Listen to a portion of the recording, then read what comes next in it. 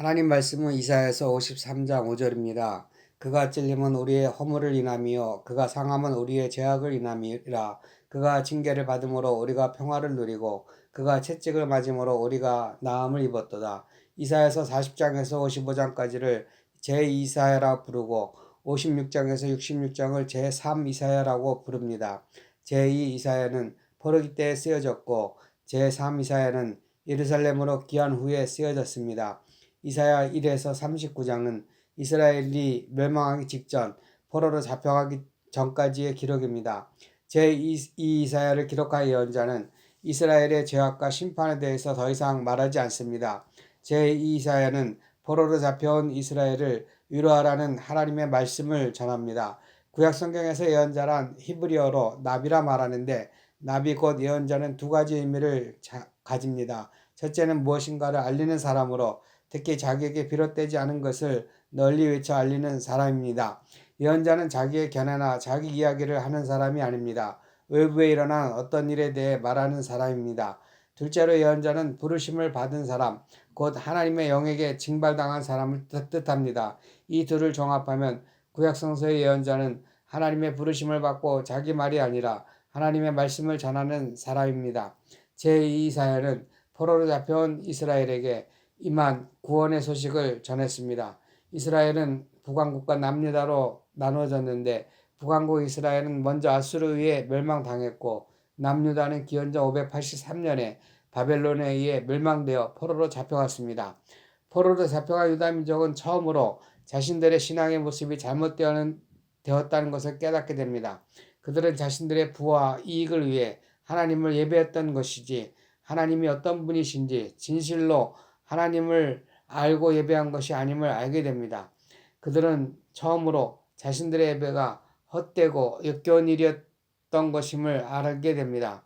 그런데 더 놀라운 일은 하나님은 이스라엘의 부패와 배반과 거짓과 멸망에도 불구하고 이스라엘을 버리지 않으셨고 그들을 위로하고 그들에게 다정한 말씀을 건넸다는 것입니다.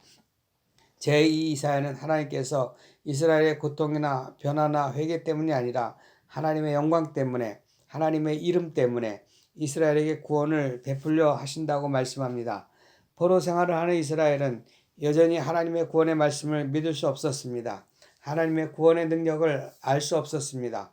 제2사야 예언자는 믿지 못하는 그들에게 하나님의 구원에 대해 선포하기 시작합니다. 제2이사야 예언자는 하나님의 구원의 일이 시작되었다고 선포합니다. 이전 일은 기억하지 말라. 보라, 내가 새 일을 행하노라고 선포합니다. 하나님의 구원의 방식은 구체적으로 진행됩니다. 하나님의 종을 보내심으로 시작됩니다. 제2이사야 예언자는 두 사람의 하나님의 종을 소개했습니다. 첫 번째 하나님의 종은 페르시아의 고레스 왕입니다. 유다가 바벨론에 멸망한 후에 유다의 귀족과 왕족과 전문 기술자들이 바벨론의 포로로 잡혀갔습니다. 예루살렘 성전의 보물과 기구들도 바벨론으로 옮겨졌습니다. 바벨론은 포로들에게 바벨론의 종교와 문화와 법을 따르도록 했습니다. 그들은 잔인했습니다. 공포의 대상이었습니다. 바벨론에는 이스라엘 민족만 아니라 다른 많은 타 민족들도 잡혀왔습니다. 그러나 바벨론 제국은 유다가 포로로 잡혀온 이후 1년 만에 페르시아 제국에 의해 정복됐습니다. 페르시아 제국은 바벨론 제국과는 그 정책과 문화가 완전히 달랐습니다. 그들은 붙잡혀온 각 민족들에게 자신들의 종교와 문화를 완전히 허용했고 그들로 자신들의 나라로 돌아가서 자신들의 신을 섬기도록 허락했습니다. 그들이 부탁한 것은 페르시아를 위해 기도해달라는 것이었습니다. 고레스는 타 민족에 대해 포용의 정치를 했습니다. 제2이사야 예언자는 페르시아의 고레스 왕을 하나님의 종이라고 칭했습니다. 하나님이 그를 택하여 유다 민족에게 신앙의 자유를 허용하고 그들의 나라로 돌아가도록 허용한 것을 하나님이 행하신 일이라고 말씀했습니다. 그러나 고레스는 하나님을 믿는 왕이 아니었습니다. 고레스는 자신이 하나님의 선택받은 종이라 생각하지도 않았습니다. 그러나 예언자는 고레스의 정책과 행한 일이 하나님의 일을 행한 것이라고 말씀합니다. 그를 하나님이 선택한 종이라고 말합니다. 하나님은 누구든지 마음대로 사용하실 수 있다고 말씀합니다. 이스라엘을 멸망시켜 포로로 잡아온 바벨론도 하나님의 도구라고 말합니다. 마찬가지로 이스라엘을 예루살렘으로 귀환하도록 허용한 페르시아도 하나님의 도구라고 말합니다. 페르시아 고레스 왕은 이스라엘로 하나님께 나아가도록 하는 평탄한 길, 고든 길을 만든 예비자입니다. 두 번째, 제2사 예언자가 이스라엘과 만국의 백성들에게 참된 구원을 가져다주는 참된 하나님의 종은 바로 고난받는 하나님의 종이라고 소개합니다. 그는 만국의 열방이나 이스라엘 백성들에게조차 이해되지 않는 베일에 가려진 종입니다. 이사야 53장에 고난받는 종이 다음과 같이 소개됩니다.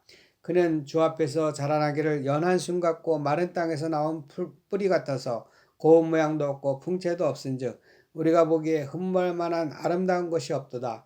그는 멸시를 받아 사람들에게 버림받았으며 강고를 많이 겪었으며 질고를 아는 자라.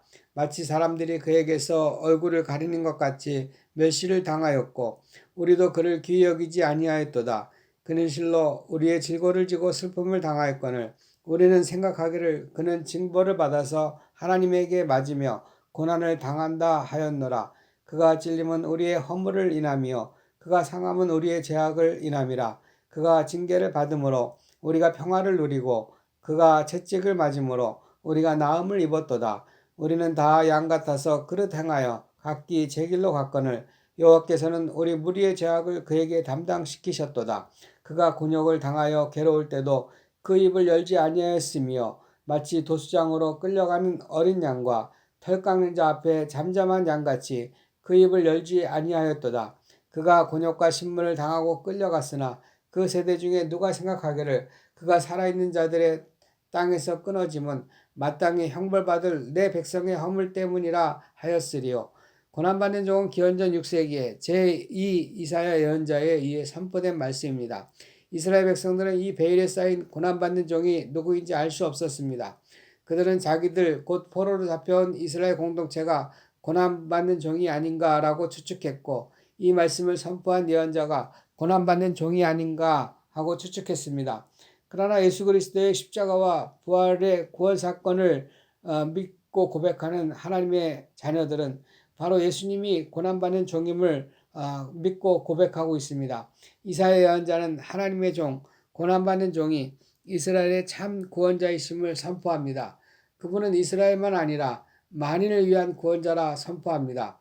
우리는 고난받는 하나님의 종의 모습을 통해서 하나님의 구원의 놀라운 모습에 입을 다물게 됩니다. 고난받는 종의 특징을 몇 가지로 설명할 수 있습니다. 첫째로 고난받는 종은 당시 페르시아 제국의 고레스 왕과 비교하면 전혀 구원자로 보여지지 않습니다. 사람들이 보기에 흠모할 모습이 그에게 없었다고 했습니다. 그분은 오히려 멸시를 당했다고 했습니다. 권력자의 모습도 아니고 부자의 모습도 아니고 세상적으로 부러울 것이 많은 모습도 아닙니다. 오히려 그는 사람들에게 버림을 받고 멸시를 당하고 사람들이 당하는 질고를 겪고 사람들이 당하는 슬픔을 같이 당했습니다. 오늘날 우리 인류에게 구원자의 모습은 최고의 능력자들입니다. 그러나 예언자는 하나님이 보내신 구원자는 인류의 슬픔과 질고와 고통을 짊어주신 분이라고 말씀합니다. 성도 여러분, 예수님은 우리의 구원자이시지만 우리의 친구여 형제로 오십니다. 우리와 같아지기를 부끄러워하지 않으십니다. 구원은 우리에게 찾아오시는 분이십니다. 우리의 고통과 슬픔과 질고를 아시는 분이십니다. 우리의 짐을 같이 지는 분이십니다. 그러므로 구원은 멀리 있지 않습니다. 구원자는 부족하고 죄인인 우리와 하나 되고자 하시는 분이십니다. 구원자는 바로 내 곁으로 찾아오시는 분입니다. 두 번째로 고난받는 종, 구원자는 직접 자신이 고난을 당하는 종입니다. 그러나 그가 찔림은 우리의 허물에 인하며 그가 상함은 우리의 죄악을 인함이라. 그가 징계를 받음으로 우리가 평화를 누리고 그가 채찍을 맞음으로 우리가 나음을 입었도다. 그분은 단순히 질고와 아픔을 아는 분이 아닙니다. 단순히 같이 슬퍼하고 계신 분이 아닙니다. 그분은 대신 직접 고난을 당하시는 분입니다. 그는 대속자이십니다. 이는 누구나 할 수 없습니다. 오직 아버지 하나님이 맡기신 하나님의 종이 하실 수 있습니다. 아버지 하나님께 자신을 드리고 순종하는 하나님의 종이 하실 수 있습니다. 대속은 아버지의 뜻으로 말미암고 아버지의 결정으로 말미암고 아버지의 명령으로만 가능합니다. 구원은 사람의 뜻이나 의도로 말미암은 일이 아닙니다. 하나님의 뜻으로 말미암은 일입니다. 하나님은 이스라엘과 인류의 구원을 위해 그들 대신 고난받는 하나님의 종을 보내셨습니다. 하나님의 구원은 너무나 놀랐습니다. 고난받는 종이 바로 하나님의 아들이시기 때문입니다. 대속자가 바로 하나님의 아들이십니다. 이스라엘은 고난받는 종이 누구인지 전혀 알 수 없었습니다. 그런데 그분은 하나님의 아들이셨습니다. 그분은 바로 하나님의 아들 예수님이십니다. 구원은 오직 하나님의 뜻에 말미암는 것을 보여주고 있습니다. 고난받는 종은 믿고 순종하는 분이십니다. 고난받는 종은 자신이 받는 고난을 마치 자신이 짊어져야 할 짐으로 여겼습니다. 마치 자신에게 맡겨진 일처럼 여겼습니다. 그는 마치 자신의 사명처럼 여겼습니다. 그러므로 그는 곤욕을 당하여 괴로울 때도 그 입을 열지 않았습니다. 마치 도수장으로 끌려가는 어린 양과 털깎는 자 앞에 잠잠한 양같이 그 입을 열지 않았습니다. 그분은 스스로 행하는 것이 아니라 믿고 순종하신 것입니다. 강제로 억지로 행한 것이 아니라 자원해서 맡으신 것입니다. 그분은 자신이 당하는 일에 대해 아무런 말씀을 하지 않고 오히려 자기 영혼의 수고를 만족하셨다고 했습니다. 고난받는 종은 아버지와 하나 된 아들이십니다.